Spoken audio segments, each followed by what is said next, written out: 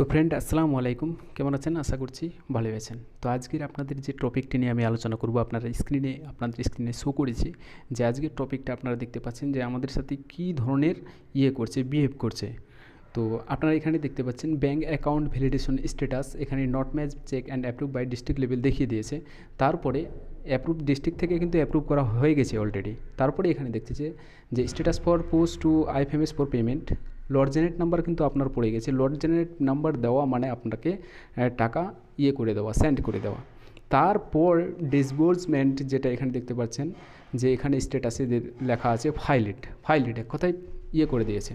আর reason দেখিয়েছে আপনাকে কী কারণে এটা হয়েছে, যে R01 এর ফুল ফর্মটা আমি আমার এই ভিডিওর ডিসক্রিপশনে পাবেন, ওখানে আমি এটা R01 এর ফুল ফর্ম আমি ওখানে করেছি, আলোচনা করেছি যে অ্যাকাউন্ট ক্লোজ অ্যাডি।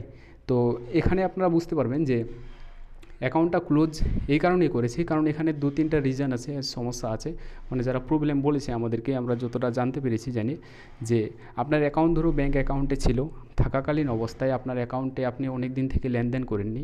লেনদেন না করার কারণে আপনি ধরো 12 বছর কি 16 বছর বয়সে আপনি অ্যাকাউন্টটা করেছিলেন, ওপেন করেছিলেন, কিন্তু আপনার 18 বছর হলে অ্যাকাউন্টটা ম্যাচিউর হয়ে যায়, কিন্তু আপনার আধার কার্ড দিয়ে কি কোনো ডকুমেন্টস শো না করার কারণে আপনার অ্যাকাউন্টটা কিন্তু ওখান থেকে ক্লোজ করে দেওয়া হয়। কি আপনার অ্যাকাউন্টে আপনি লেনদেন করেন না অনেক দিন থেকেই, অ্যাকাউন্ট কিন্তু ক্লোজ হয়ে যাওয়ার কথা, এক কথায় হয়ে যাওয়া, লেনদেন না করা থাকলে অ্যাকাউন্টটা কিন্তু করে দেয়।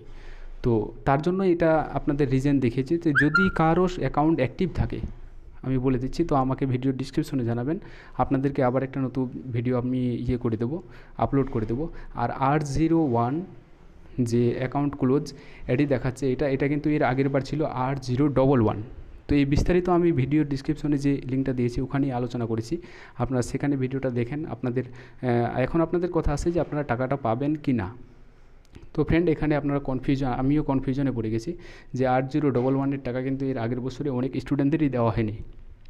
আর ফাইলের যেহেতু দেখিয়ে দিয়েছে, কারণ এটা 90%, 99% নায়ের মধ্যেই আপনারা টাকাটা পাবেন না। এবং যাদের ওয়েটেড এখানে দেখতে পাচ্ছেন যে কনফার্মেশন ওয়েটেড যাদের এখানে দেখিয়েছে নিচের স্ট্যাটাসে, তারা কিন্তু টাকাটা পাবেন, আপনাদেরকে ওয়েটিং করতে হবে, আপনারা কিন্তু অলরেডি টাকাটা পেয়ে যাবেন।